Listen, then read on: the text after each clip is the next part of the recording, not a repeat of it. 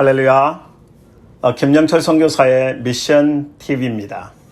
오늘은 상처라는 주제를 가지고 함께 나눠보려고 합니다.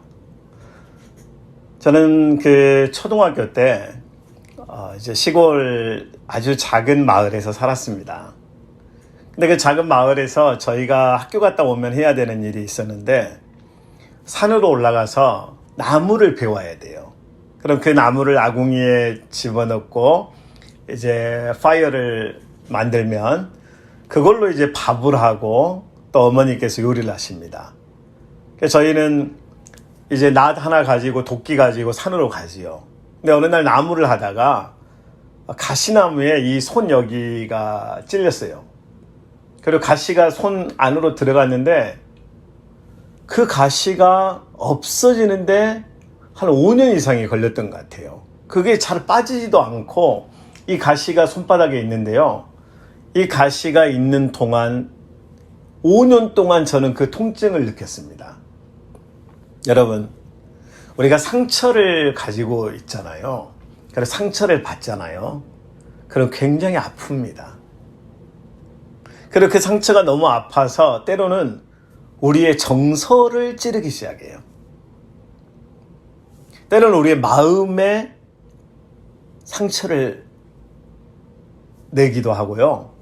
우리의 말 속에 상처가 있는 상태에서 공격적인 말을 하기도 하고, 그리고 이 상처가 있잖아요.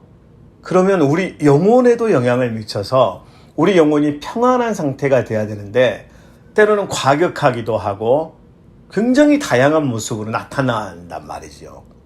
그래서 이 상처가 있는 사람들, 그분들 모두가 오늘 이 강의는, 이 주제는 굉장히 중요한 시간이 될 거라고 생각합니다. 여러분, 상처가 있는 사람들의 특징이 있습니다. 첫 번째, 아파요.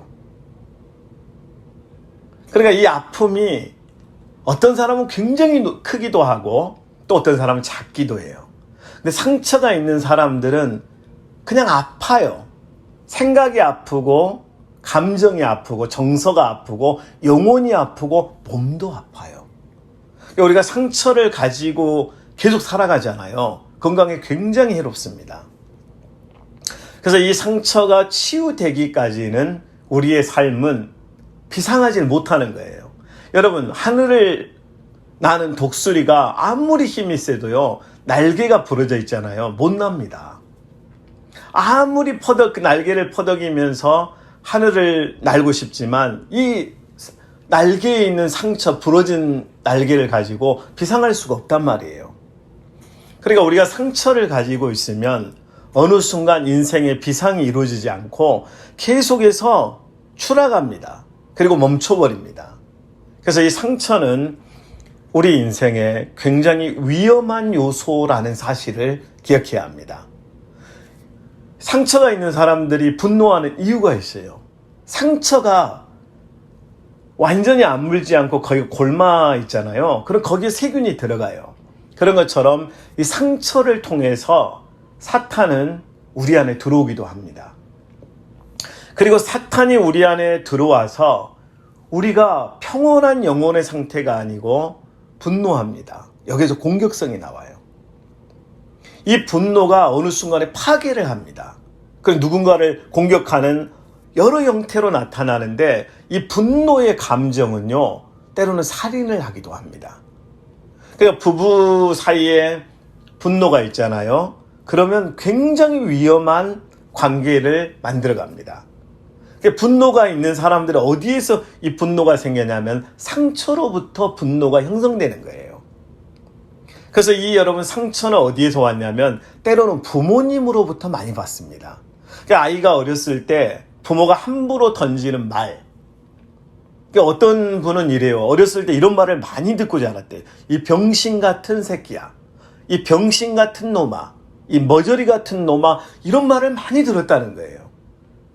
그러니까 그 말을 들을 때마다 이 아이가 한 번 듣고 10번 듣고 하루 듣고 한 달 듣고 1년을 병신 같은 놈아, 병신 같은 새끼야, 머저리 같은 놈아 이런 말을 듣다 보니까 어느 순간 자기가 진짜 병신인 줄 알았대요. 머저리 같은 놈인 줄 알았대요. 그래서 여러분, 상처를 가장 쉽게 주는 대상은 멀리 있지 않습니다. 우리 가까이 있어요. 가족입니다. 부부입니다. 부모와 자녀입니다. 그리고 회사의 동료들입니다. 친구들입니다. 그래서 여러분, 상처를 주는 사람들의 특징은 상처를 너무 많이 받은 사람들이 많이 줘요. 상처를 많이 받은 사람들은요, 삶에, 영혼에, 그리고 생각에, 정서에 금이가 있습니다. 그러니까 거기에서부터 분노가 솟아나고, 이 분노가 어떤 대상 누군가를 향해서 반응하기 시작할 때 파괴한단 말이에요. 여러분, 분노는 이렇습니다. 분노는 1단계에서 10단계까지가 있어요. 이 어떤 일이 딱 일어났을 때 사람들이 분노하는 단계는 1에서 2를 거치고 3으로 서서히 올라가요. 근데 어떤 사람은요, 1에서 9까지 바로 올라갑니다. 그럼 10의 단계, 9, 10단계가 되면 분노가 파괴를 시작해요. 공격해요. 그리고 여기에서 어떤 말 한마디에 상대가 너무 큰 충격을 받기도 합니다. 분노 조절 장애를 가지고 있는 사람들의 특징은 상처를 너무 많이 받은 사람들. 아니, 상처를 받았지만 그 상처가 치유되지 못한 상태에서 계속 왔던 거예요. 내 안에 그 상처가 어떻게 반응하는지조차도 느끼지 못하면서 그냥 막 분노하는 거예요. 여러분, 이번에 이 강의를 통해서 여러분들 안에 숨겨져 있는, 내재되어 있는 그 상한 분노의 치유가 또 진단이 이루어져서 여러분이 건강한 삶을 다시 찾았으면 좋겠어요. 두 번째, 상처가 있는 사람들은요, 굉장히 불평을 많이 해요. 그러니까 그냥 평범하게 그냥 아름다운 환경을 보고 어떤 상황 속에서 자연스럽게 넘어갈 수 있는데, 상처가 깊은 사람들은요, 그냥 매사에 불평을 해요. 말이 불평적이에요. 태도가 불평스러운 태도를 가져요. 그리고 삐딱한 어떤 형태의 액션을 취합니다. 그래서 여러분, 상처는요, 우리의 방향성을 돌려놓기도 해요. 그러니까 인생의 방향성이 바로 가야 되는데 삐틀삐틀하게 가게도 만든단 말이에요. 그러니까 우리 안에 상처가 많이 있잖아요. 그러면 그 상처가 어느 순간에 우리를 목적지까지 잘 인도하는, 할 수 없는 위험한 요소로 우리에게 다가오기도 합니다. 여러분은 불평을 하는 일이 많습니까? 아니면 감사의 고백을 하면서 어떤 기쁨이 넘치는 삶을 살고 있습니까? 여러분, 사랑한다는 말을 합니까? 사랑한다는 말을 전혀 하지 못합니까? 부모로부터 사랑한다는 말을 많이 듣고 자란 아이들은요, 사랑스러운 아이들이 사랑스러운 삶으로, 그리고 사랑하는 사람을 만났을 때 건강한 가정을 이루게 됩니다. 근데 상처를 많이 받고 상처의 상태에서 누군가를 만나잖아요. 그럼 여러분, 정말 불행하게도 이 사람이 그 만나는 대상이 친구든 동료든 배우자든 그 사람에게 내게 있는 상처를 줘버립니다. 그 상대에게 말에서 상처가 묻어 있습니다. 행동에서 상처가 묻어 있습니다. 그게 분노로, 불평으로 그렇게 나가는 거예요. 그러니까 여러분, 그 상처가 있는 사람들의 삶, 세 번째는 불행합니다. 하나님은 우리에게 세상 속에서 주님과 동행하면서 정말 행복하게 살 수 있는 삶을 허락하셨어요. 아담과 하와에게 하나님은 인류 역사상 가장 행복한 삶을 허락하셨어요. 죄가 들어오기 전까지. 그래서 여러분, 죄가 들어온 다음부터 인간은 불행해지기 시작합니다. 그리고 그 죄가 하와에게, 그리고 아담에게 들어온 다음부터 그들은 마음의 상처를 받습니다. 영혼의 상처를 받습니다. 그리고 그들의 삶은 서로를 향해서 분노하고 불평하면서 불행한 삶을 시작하게 됩니다. 그들은 하나님이 만드신 에덴 동산에서 쫓겨났잖아요. 그래서 서로를 원망합니다. 그래서 서로에게 그동안 그렇게 사랑스럽게 보였던 상대가 그렇게 미워지고, 상대 때문에, 하와 때문에 또 아담 때문에 내가 이렇게 됐다고 하면서 상대를 원망합니다. 여러분, 상처가 있는 사람들의 네 번째 특징은 원망을 자주 합니다.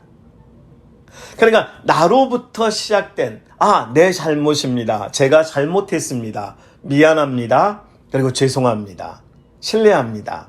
이런 형태로 나오지 않고 너 때문이야. 너 때문에 내가 이렇게 됐어. 너 때문이야. 너 때문에 우리 집이 이렇게 됐어. 당신 때문이야. 당신 때문에 우리 공동체가 무너졌어라고 하면서 자꾸 상대를 공격합니다. 여러분, 이렇게 너 때문이야 하잖아요. 이 손가락 하나가 너 때문이야 이렇게 말하잖아요. 세 개는 나를 향해서 나 때문이야. 사실은 그 문제의 원인이 나에게서 있거든요.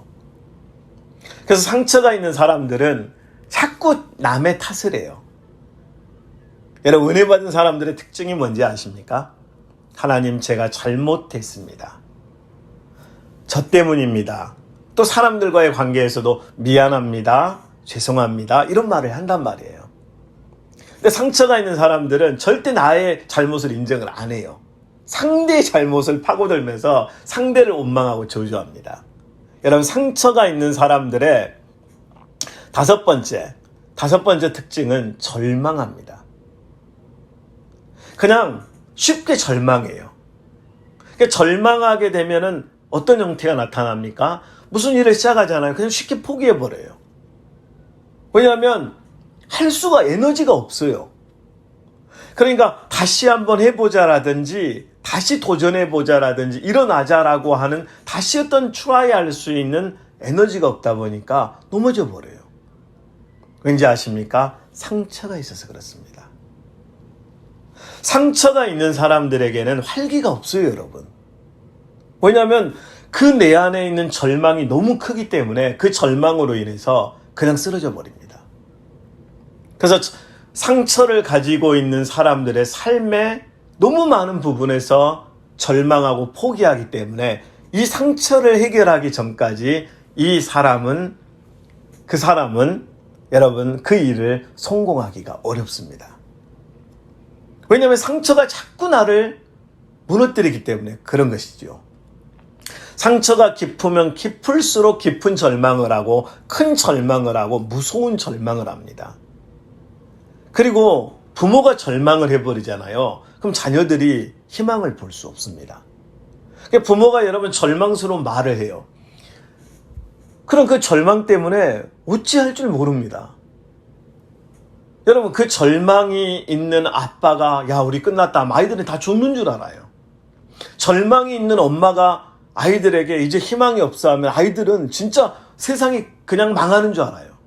그래서 여러분, 상처가 치유되기 전까지 이 상태는 때로는 좀 잠깐 작아지고 숨겨져 있는 것 같지만 다시 나타납니다. 상처가 있는 사람들의 여러분 마지막 단계 특징이 있습니다. 극단적 선택을 합니다. 자살이죠. 상처가 이제 골마 터져서 완전히 그냥 온몸을 장악해버리잖아요. 그럼 이 상처가 극단적 선택을 하면서 누구를 파괴하냐면 상대를 파괴하기 전에 먼저 나를 파괴해버립니다. 극단적 선택은 절대 부정을 하기도 하고요. 나의 존재의 의미를 완전히 파괴해버려요. 난 쓸모없는 존재예요. 나는 그냥 쓰레기 같은 존재고 내가 없어져 버리면 좋겠다는 생각까지도 합니다. 여러분, 한국 사람만 그런 건 아니에요. 미국 사람도 똑같고요. 미국 사람만 그런 건 아니에요. 아시아 사람, 유럽 사람, 아프리카 사람, 세계 어느 곳에 있던 사람이든지 간에 이 상처가 치유되기 전까지 절망적 선택을 피할 수가 없습니다. 제가 초등학교 친구 중에 이병철이라는 친구가 있었습니다. 근데 이병철이가 겨울방학 때 산에 나무를 베러 갑니다. 땔감을 구하러 가는 거죠. 근데 친구 병철이가 이 낫지를 하다가 자기 발 쪽을 찍었습니다. 큰 상처가 아니었어요. 근데 이 친구가 자기 발에 있는 상처를 치유하지 않고 집에서 하루, 일주일, 2주일을 보냅니다. 근데 어느 순간 그 상처를 통해서 독이, 이 바이러스가 나쁜 바이러스 병균들이 들어가는 거죠. 그래서 온몸이 퍼지면서 몸이 붓기 시작하더니 어느 순간 손을 쓸 수 없는 단계에 도달합니다. 그리고 이 친구는 너무나 고통스러워하는 순간을 보내면서 숨을 거두게 됩니다. 저는 그때 그 친구가 가는 그 모습을 보면서 그 찍혔던 그 이야기를 들으면서 상처가 얼마나 무서운 결과를 가지고 오는가를 너무너무 절실하게 보고 깨달았습니다. 여러분에게 있는 상처, 작은 상처든 큰 상처든 만만하고 그냥 지나쳐 버릴 수 있는 그런 가벼운 요소가 아니라는 거죠. 여러분, 그 상처의 원인을 알고 그 상처가 지금 내게 어느 정도로 있는지 진단해 보십시오. 여러분, 자꾸 분노합니까? 화를 냅니까? 그리고 불평합니까? 자꾸 불평의 말을 하고 불만스러운 태도를 가지고 누군가를 원망하면서 자꾸 극단적 선택과 포기하는 삶을 살고 있다면 여러분은 거의 99.99% 여러분이 알지 못하는 어떤 상태의 상처를 가지고 있습니다. 근데 때로는 여러분 자기 자신에게는 상처를 잘 모를 때가 있습니다. 나는 잘 모르는데 어느 날 누가 내게 던진 한마디 말 때문에 상처를 받고 그 상처로 인해서 자기 삶이 파괴돼 버린 사람도 있어요. 어떤 사람의 여러분 굉장히 비도덕적 태도 때문에 상처를 받고 그냥 인생 전체가 추락해서 파괴되어 버린 사람도 저는 만나봤습니다. 여러분에게 상처가 있다는 증거를 딱 한 단어로 여러분에게 말할 수 있습니다. 여러분에게 기쁨이 없습니다. 여러분, 상처를 치유받기 전까지 기쁨이 없습니다. 여러분, 두통이 심한 경험 해보셨어요? 두통이 머리가 막 깨질 듯이 아픕니다. 온도가 막 40도까지 올라가는 거예요. 그때 여러분 웃고 행복해한 사람이 있습니까? 배탈이 났습니다. 식중독이 걸렸어요. 너무 배가 아픕니다. 막 도저히 숨도 쉬기 어려울 정도로 배가 아픈 사람이 기쁨 속에서 나는 기쁘다고 이렇게 할 수 있습니까? 그 아픔의 원인, 식중독을 치유받기 전까지, 두통이 치유되기 전까지 기쁨이 없습니다. 여러분, 기쁨은 상처를 치유받고 그 상처로부터 자유함을 얻은 사람들이 누리는 열매입니다. 자, 여러분, 큰 두 번째 이제 상처를 받는 이유에 대해서 한번 구체적으로 살펴보려고 합니다. 조금 전에 제가 말씀드렸던 것처럼 상처를 받는 이유는 어디 있냐면 내가 약하기 때문에 받는 거예요. 상처를 여러분 주는 사람 있잖아요. 그 대상이 어떤 주변에 누군가이겠지만은 그 사람이 상처를 줬기 때문에 받는 것 같잖아요. 근데 심리학적으로 상처를 받는 가장 큰 이유는 내가 약하기 때문에 받습니다. 그러니까 어린 아이들이 약하잖아요. 정서적으로, 마음에, 심리적으로 다 약하단 말이에요. 그러니까 어린 아이들이 쉽게 상처받는 거예요. 그래서 어린 아이들을 대할 때는 여러분 꽃으로도 아이들을 때리면 안 돼요. 어린 아이들을 대할 때요, 함부로 농담하면서 이 아이들을 대하면 안 돼요. 저는 아이들에게 어른들이 쉽게 하는 말들 중에서 넌 어쩜 이렇게 못생겼냐, 넌 어쩜 이렇게 뚱뚱하냐, 막 이런 말들 하거든요. 여러분, 그런 말들 상처 굉장히 크게 줄 수 있습니다. 공부를 여러분 가지고, 성적을 가지고 상처 주는 부모도 봤습니다. 저는 한 도시에서 살고 있었는데요, 그 도시에 어린 아이가 살고 있었습니다. 이 아이가 4학년이에요. 엄마는 초등학교 선생님입니다. 근데 이 아이는 항상 전교 1등, 초등학생이지만 4학년에서 1등을 했어요. 그러니까 선생님인 엄마가 볼 때 이 아이는 반드시 1등을 해야 되는 거예요. 근데 어느 날 이 아이가 4등으로 떨어졌습니다. 4학년에서 4등. 그 엄마가 이 학교에서 온 아이에게 뭐라고 했는지 아십니까? 너는 밥 먹을 자격도 없는 놈이야. 너 같은 놈은 밥 먹었어도 안 돼. 그래, 밥을 안 줬대요. 그래서 굶고 아이가 다음날 학교 갔어요. 학교 갔다 오는데 자꾸 엄마 말이 생각났나 봐요.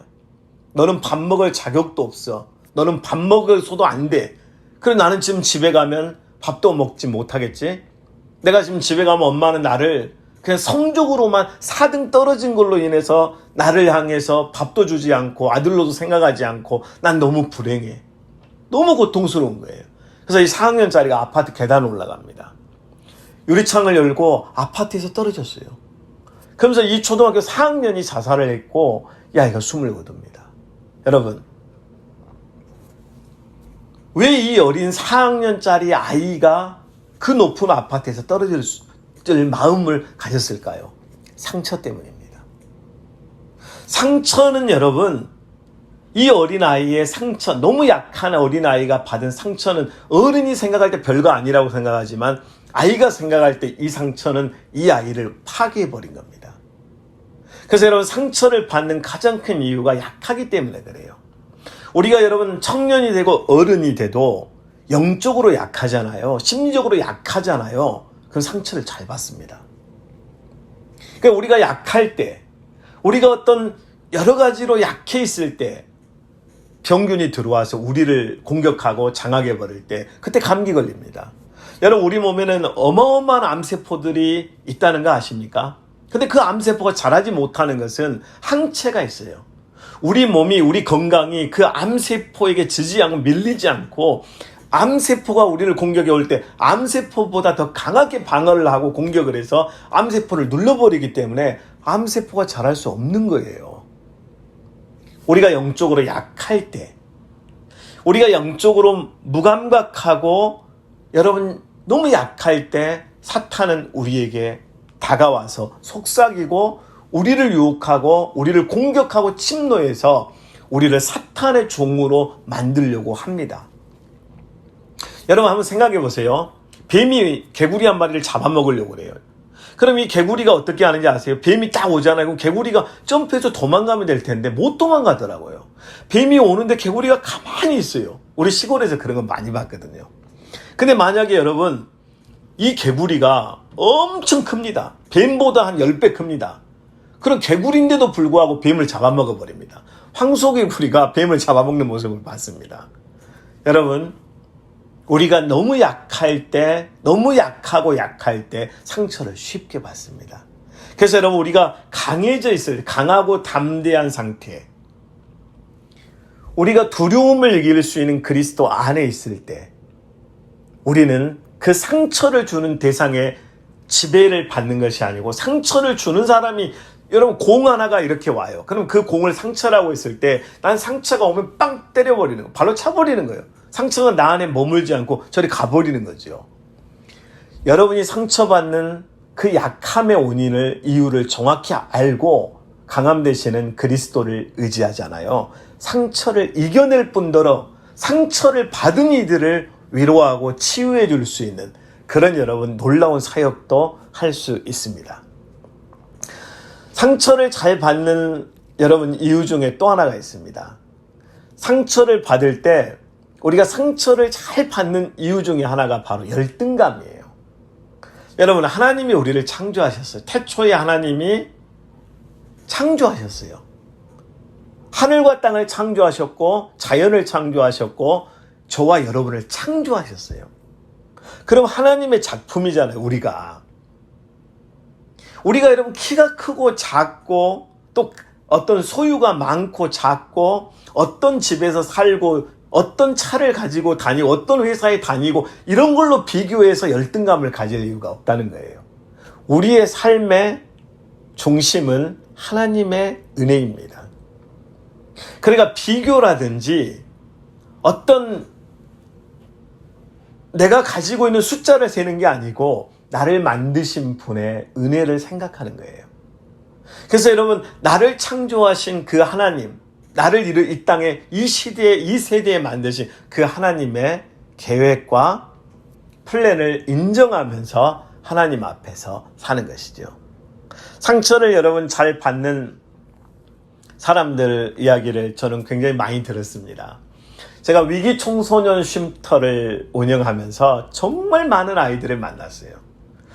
어떤 아이는 이런 친구가 있었어요. 쌍둥이 형제였는데 엄마 아빠가 너무 빨리 결혼을 했어요. 20살 정도에 결혼을 했는데 아무것도 모르는 거예요. 그리고 어떤 누구로부터 가정에 대해서, 사랑에 대해서 교육을 받고 도전을 받고 은혜를 받고 철학을 가지고 결혼한 게 그냥 만나서 그냥 동거하고 결혼하다 애 쌍둥이를 낳았는데 낳고 몇 년 만에 애들을 버려놓고 그냥 엄마는 도망가 버린 거예요. 아빠가 혼자 키워요. 아빠가 열받으면요 소주병 깨는 거예요. 어느 날 이 아이가 피를 흘리며 저를 찾아왔어요. 아빠가 병을 깨서 찔렀다는 거예요. 근데 이 배 쪽에 상처를 가지고 피를 흘리며 찾아왔는데 나를 향해서 좀 도와달라는 거예요. 이 아이를 데려다가 밥을 먹였어요. 따뜻한 집에서 보호했어요. 그리고 이 아이가 학교에 갈 수 있도록 지원했어요. 중학교 때부터 중학교 1학년 때 저를 만나서 약 한 22살 정도까지 이 아이가 쉼터에서 가출한 게 153번이에요. 153번 가출해서 제가 153번 데려왔어요. 포기하지 않는 거죠. 너는 포기해도, 너는 너 인생을 저주하고 너는 너 인생을 끝났다고 해도 나는 너를 향해서 말하고 싶다. 절대 포기하지 마라. 제가 아이들에게 이제 그 활락가라든지 골목, 어두운 골목, 아이들이 그 패거리들이 모여서 막 돈 빼앗곤 공격하는 아이들이 있는 곳이 있어요. 제가 그 아이들 찾아가면요, 아이들이 아주 삐딱하게 저를 쳐다보면서 무슨 꼰대가 왔나 하면서 공격하려고 그래요. 그럼 제가 이 아이들에게 제 이름을 이렇게 소개했어요. 내 이름 잘 기억해라. 내 성은 김이고 이름은 절대 포기하지 않는다. 김 절대 포기하지 않는다. 김 절대 포기하지 않는다. 그럼 아이들이 무슨 이름이 절대 포기하지 않는다가 있어요. 이렇게 막 물어봐요. 제가 주고 싶은 메시지였어요. Never give up. 절대 포기하지 마라. 그러니까 아이들은 부모로부터 버림을 받고 찔림을 당하고 그리고 그 또래 아이들 집단 속에 범죄에 익숙해져 있고 남을 공격하고 파괴하고 재산을 갈취하고 돈을 갈취하고 차를 부시고 들어가서 물건을 훔치는 이런 삶을 살았던 아이들이에요. 근데 처음으로 never give up. 그리고 나는 너의 모습 그대로를 정말 소중히 여기고 사랑한단다. 아이들을 손을 잡아주고 아이들을 포옹하고 그 아이들을 데리고 살았어요. 아이들이 치유되더라고요.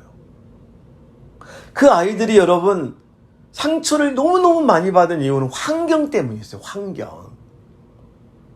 그 환경이 상처를 안 받을 수가 없어요.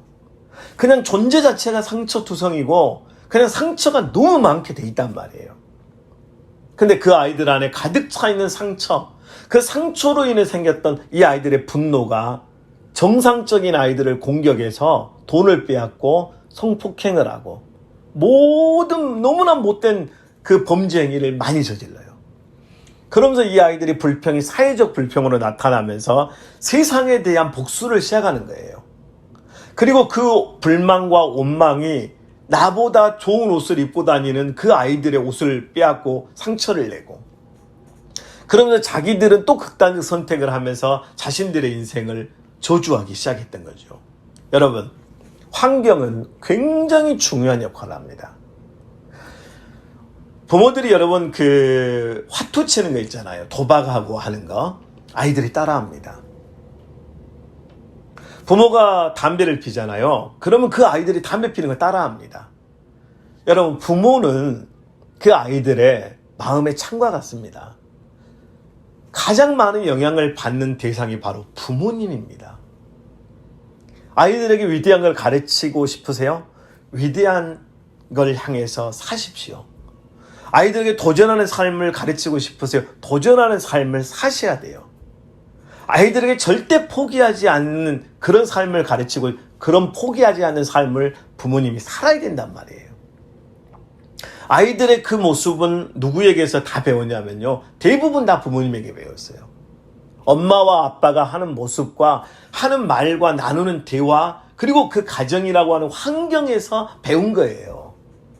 그러니까 상처를 많이 받는 아이들은 가보면 거의 100% 상처받을 수밖에 없는 환경에 처해 있어요. 저는 한 어린아이를 방문했습니다.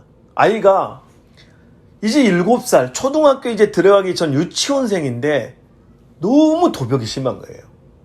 그래서 그냥 미용실 가서 머리 헤어컷 하다가 나오면서 지갑 가지고 나오고요. 그냥 마트 가서 다 쑤셔 넣어가지고 오는 거예요. 근데 경찰들이 7살짜리를 처벌할 수가 없어서 저에게 상담 요청을 해서 제가 이 아이를 상담했어요. 그리고 이 아이의 집에 딱 갔는데 깜짝 놀랐어요. 집은 쓰레기장이에요.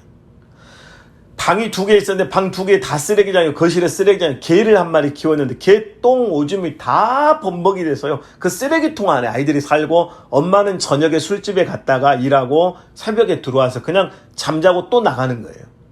아이들은 완전히 방치되고 유기되어 있었습니다. 저는 많은 상처받는 청소년들 그리고 또 어른들도 마찬가지예요. 여러분, 사람들이 서로 이제 만나잖아요. 그럼 위로와 격려를 받고 도전을 받고 서로 새 희망을 만들어가고 소망을 품고 살아가는, 이게 정상적이잖아요. 만나서 더 공격해요. 만나서 더 원망해요. 만나서 더 저주해요. 왜 그런지 아세요? 그들이 여러분 어른이 됐잖아요.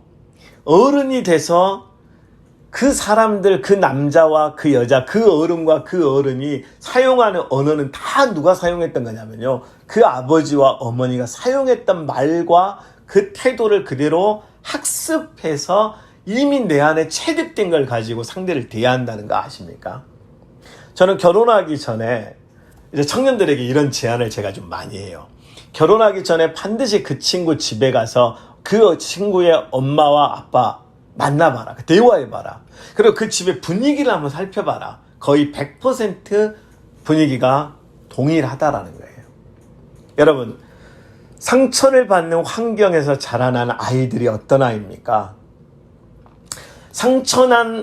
상처를 늘 주고 상처를 늘 받는 환경에서 자라난 그 교육, 거기에서 교육을 받는 아이들이 리더십을 갖게 되잖아요. 상처를 줍니다.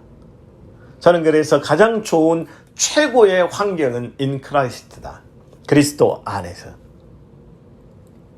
가난을 이겨낼 수 있습니다, 여러분. 가난 때문에 인생이 파괴되고 다 망가지는 건 아니에요. 원인이 될 수는 있어요. 때로는 부모를 잘못 만나서 여러 가지 원인을 말하기도 해요. 근데 여러분, 환경 중에 가장 나쁜 환경이 저는 하나님 없는 환경이라고 확신합니다. 하나님 없는 환경에서 사는 부모들은요, 부부가 서로 저주하는 거 아무것도 아니에요. 하나님 없는 환경에서 사는 부모와 자녀 얼마든지 파괴시키고 파괴합니다. 여러분, 하나님의 임재가 있는 곳에 사는 환경은요, 작은 집에 사는데 감사가 있어요. 기쁨이 있습니다. 그리고 축복이 있고 은혜가 있어요. 그렇게 살았던 아이들, 하나님의 임재 안에 살았던 아이들, 하나님의 임재가 있는 곳에 살고 있는 부부들, 그곳에서 그들은 치유와 회복을 경험합니다. 여러분, 저는 그 밀림의 그 왕국이라고 하는 그런 프로그램에서 사자가 여기 다리에 상처를 입었습니다.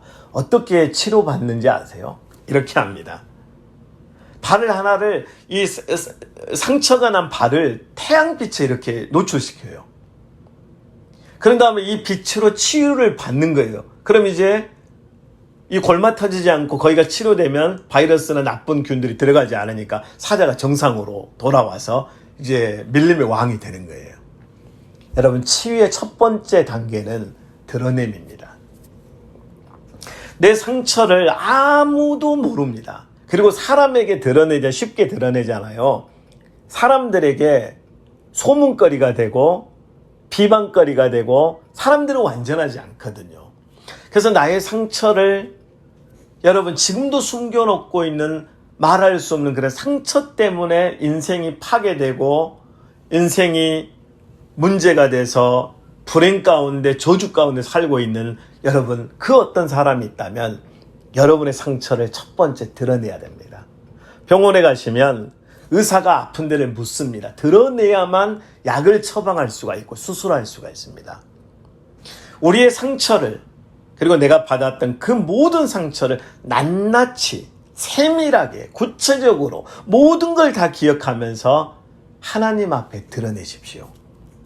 그러면 여러분을 창조하신 창조자, 여러분을 만드신, 여러분을 이 땅에 태어나게 하셨던 그 하나님께서 여러분의 그 상처를 만지고 고치고 치유하십니다. 성경 구약의 말라기서라고 하는 곳에서 4장 2절 3절에 내 이름을 경외하는 너희에게는 공의로운 해가 떠올라서 치료하는 광선을 비추리니 너희가 나가서 외양간에서 나온 송아지같이 뛰리라. 또한 너희가 악인을 밟을 것이니 그들이 내가 정한 날에 너희 발바닥 밑에 재와 같으리라. 만군의 여호와의 말이니라. 여러분, 하나님 앞에 나아가잖아요. 그러면 하나님의 영광의 광선, 하나님의 빛이 그 영혼 깊숙한 곳에 비추이면서 치유가 시작됩니다. 의사는 눈에 보이는 걸 진단하잖아요. 하나님은 영혼을 치유하십니다. 감정을 치유하십니다. 내면을 치유하십니다. 성령이 우리 안에 오셔서 우리의 영혼 깊숙한 곳에까지 들어가셔서 우리의 병들고 상처받은 곳을 치유하시면 그때부터 자유함이 생기기 시작합니다. 묶여있던 인생, 마치 쇠사슬에 묶여서 포로가 되어있던 인생에서 자유를 얻습니다. 쇠사슬이 끊기고 우리를 포박했던 모든 족쇄가 다 없어지면서 자유롭게 독수리가 날개치며 비상하는 것처럼 우리 인생이 비상하고 자유하잖아요. 그때 기쁨이 샘솟듯 솟아납니다. 회복이 일어납니다. 그 치유는 기적적인 우리 인생의 터닝 포인트가 되어서 세상과 맞짱 뜰 수 있는 능력을 갖게 합니다. 여러분, 요한복음 4장에 보면은 예수님이 사마리아 여인을 만나는 장면이 나옵니다.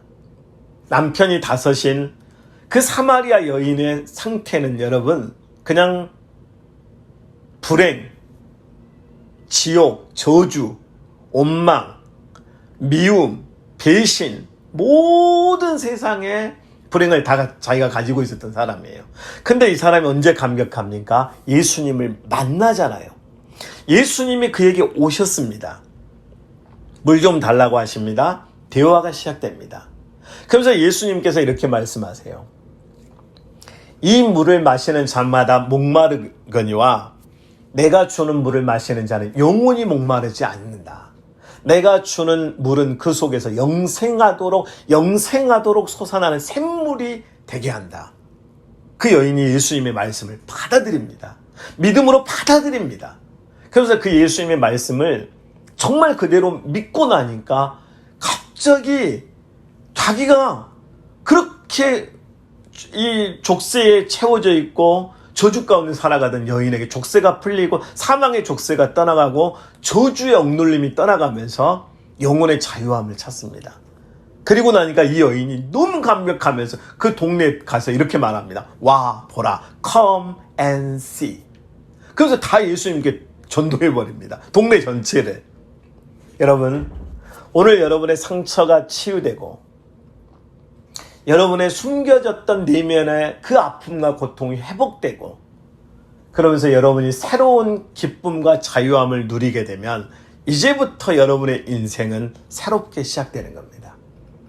이전 것은 지나갔으니 보라 새 것이 되었도다. 여러분 인생은 끝나지 않았습니다. 아직 끝나지 않았어요. 여러분 아직 끝나지 않았어요. 여러분이 정말 그리스도 안에 들어오고 그 그리스도 안에서 치유받고 회복되어 그리스도와 함께 살아가는 삶을 시작한다면 여러분의 인생은 오늘 이 순간부터 지금부터 시작하게 됩니다. 지금까지 여러분에게 상처를 줬던 사람 때문에 상처를 받았을 것 같지만 사실은 여러분이 약해서 받았습니다. 여러분, 우리가 그리스도 안에 있으면 우리는 약하지만 그리스도로 인해서 강하고 담대한 인생을 살게 됩니다. 사탄은 우리가 사탄을 개인적으로 이길 수는 없어요. 영적인 존재고 눈에 보이지 않는 이 사단의 권세를 이길 수 없어요. 우리 힘만으로는. 그러나 우리가 그리스도 안에 거할 때 그리스도는 사탄을 여러분 벌레를 눌러버리듯이 다 이길 수 있습니다. 그래서 그리스도 안에 있으면 우리는 사탄을 이길 수 있는 능력의 삶을 살게 됩니다. 우리가 능력 있고 강하고 위대한 그리스도 용사가 되면은 우리는 상처를 쉽게 받지 않습니다. 상처가 와도 상처를 주는 사람에게 다시 돌아가지 우리에게 오지 않습니다. 상처를 주려고 삐딱하고 조롱하고 배신하고 나를 여러분 온갖 모습과 태도로 나를 짓밟은다 할지라도 내가 여러분 고슴도치 본 적 있습니까? 그 작은 고슴도치 아무것도 아닌 것 같은 사자가 확 먹으려고 하면요, 고슴도치에게 있는 이 가시들이 사자의 얼굴을 다 그냥 찔러버립니다. 사자가 고슴도치 못 잡아먹더라고요. 여러분, 우리가 그리스도인이라는 새로운 신분을 가졌잖아요. 하나님의 자녀라고 하는 신분. 그럼 우리는 이제부터 하나님의 자녀로서 열방을 향해서 세상을 침노하면서 이 산지를 내게 주소서라고 말할 수가 있게 되는 것입니다. 그래서 예수님이 말씀하신 것처럼 너희는 온 천하에 다니면 만민에게 복음을 전파하는 사람, 그러므로 가서 모든 족속으로 제자를 삼는 사람. 나는 이전에 상처받고 쓰러졌고 사망의 음침한 골짜기에 머물렀지만 그곳에서 예수 그리스도의 손을 잡고 다시 일어나서 하나님의 자녀가 된다면 여러분은 지금부터 그리스도의 제자, 하나님이 보내신 선교사가 되어서 세상을 변화시키는 그런 위대한 하나님의 자녀가 될 것입니다. 여러분이 마음을 열고 그 예수 그리스도, 구원자이신 예수 그리스도, 치유자이신 성령님을 환영하고 모셔드리기만 하면 그분이 오셔서 우리 인생을 바꾸십니다. 그리스도의 보혈이 우리의 상처를 완전하게 치유해서 우리의 인생을 새롭게 회복시키는 능력으로 나타나는 것입니다. 이제 선택하십시오. 여러분에게 있는 아픔과 여러분을 끊임없이 짓밟고 지배하고 불행하게 만드는 그 상처를 줬던 그 상처의 종이 되시겠습니까? 아니면 상처를 치유하시고 회복시키시며 우리에게 자유와 기쁨을 주시고 위대한 하나님의 자녀의 삶을 주시는 하나님 앞에 서시겠습니까? 하나님의 자녀가 되시겠습니까? 여러분, 저를 한번 따라해 보십시오. 주님, 나는 너무나도 약한 존재입니다. 나는 너무나도 많은 상처를 받았고 내 영혼은, 내 감정은, 내 생각과 내 육체와 내 인생은 완전히 파괴되었고 그 어떤 곳에서도 희망을 찾아볼 수 없습니다. 나의 약함을 인정합니다. 주여, 나를 불쌍히 여겨주시고 이 시간 내 마음의 문을 활짝 열고 주님을 모셔드리오니 내 안에 오시옵소서. 왕으로 오시옵소서. 치유자로 오시옵소서. 권세자로, 능력자로 오시옵소서.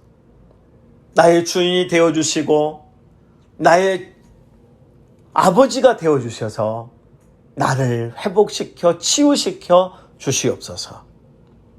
나는 이제 주님을 나의 구원의 주님으로 인정하고 영접합니다.